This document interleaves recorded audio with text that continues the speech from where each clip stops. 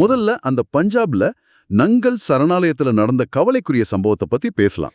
கிட்டத்தட்ட ஒரு 100 காட்டுப்பன்றிகள் அங்க இறந்து கிடந்திருக்குங்கிற செய்தி கொஞ்சம் அதிர்ச்சியா தான் இருக்கு இல்லையா?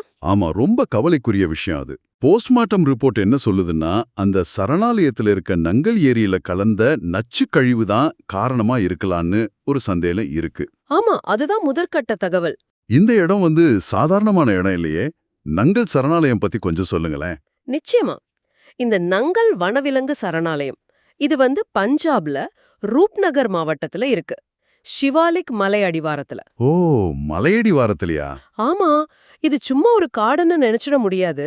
2009ல சரணாலயமா அறிவிச்சாங்க. அப்புறம் பாத்தீங்கன்னா 2019ல ராம்சர் தளம் அப்படிங்கிற சர்வதேச அங்கீகாரமும் இதுக்கு கிடைச்சிருக்கு. ஓ, ராம்சர் தலம். அப்போ அதுக்கு ஒரு தனி முக்கியத்துவம் இருக்குமே உலக அளவுல. கண்டிப்பா கண்டிப்பா. அதாவது உலக அளவுல முக்கியமான ஈரநிலங்கள்ல இதுவும் ஒண்ணுன்னு அர்த்தம்.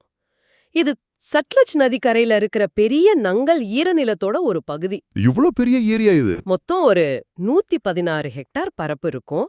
ஆனா ஒரு சுவாரஸ்யமான விஷயம் என்னன்னா, இது இயற்கையா உருவான ஒரு ஏரி இல்ல. அப்படியா? ஆமா, 1961ல பக்ரா நங்கல் அணை கட்டினாங்க இல்லையா? ஆமா. அப்போ உருவாக்கப்பட்ட ஒரு செயற்கை நீர்த்தேக்கம் இது. ஓஹோ, அப்போ இதுக்கு வரலாற்று முக்கியத்துவமும் இருக்குமா? இருக்கு. ரொம்ப ரொம்ப முக்கியமான ஒன்னு இருக்கு. 1954ல நம்ம இந்தியாவோட பிரதமர் நேருவும் சீனாவோட பிரதமர் சோயன் லாய சந்திச்சாங்க. இங்கயா? நங்கல்லையா? ஆமா, இதே இடத்துல தான் சந்திச்சு அந்த புகழ்பெற்ற பஞ்சசீல கொள்கை, அதாவது அமைதியான சகவாழ்வுக்கான 5 கொள்கைகள், அத முறைப்படி வெளியிட்டது இங்கதான். அடங்கப்பா, இது பெரிய விஷயமாச்சு. எனக்கு இது தெரியாம போச்சு. ஆமா, நிறைய பேருக்கு இது தெரியாது. சரி, இப்போ அங்க இருக்கிற பல்லுயிர் வளம், பயோடைவர்சிட்டி பத்தி சொல்லுங்க. அப்போதான் இந்த நச்சுக்கழிவு பிரச்சனை எவ்வளவு பெரிய ஆபத்துன்னு புரியும். நிச்சயமா. இங்க 150க்கும் மேற்பட்ட பறவை இனங்கள் இருக்கு. 150க்கு மேலையா? ஆமா, அது மட்டும் இல்ல.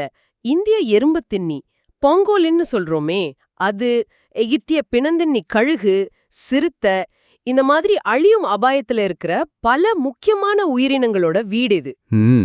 இது போக பல வெளிநாட்டு பறவைகள் வலசை வரும்போது, மைக்ரேட்டரி பேர்ட்ஸ், அவங்களுக்கு தங்கிட்டு போறதுக்கு ஒரு முக்கியமான இடமாவும் இந்த நங்கல் ஈரநிலம் இருக்கு. அப்போ இப்ப யோசிச்சு பாருங்க, இந்த ஏரியால நச்சு கலந்தா அது இந்த ஒட்டுமொத்த ஈகோசிஸ்டம்த்துக்கும் அங்க வாழ்ற சின்ன சின்ன பூச்சியில இருந்து பெரிய விலங்குகள் வரைக்கும் எல்லாத்துக்கும் எவ்வளவு பெரிய பேரழிவா இருக்கும்னு. ஆமா, அந்த காட்டுப்பன்றிகளோட மரணம் ஒரு எச்சரிக்கை மணி மாதிரி. நமக்கு ரொம்ப கவனமா இருக்கணும். கேட்கும்போதே ரொம்ப கவலையா இருக்கு. உண்மையிலே இயற்கையை நாம எந்த அளவுக்கு கவனமா கையாளணும்னு இது காட்டுது.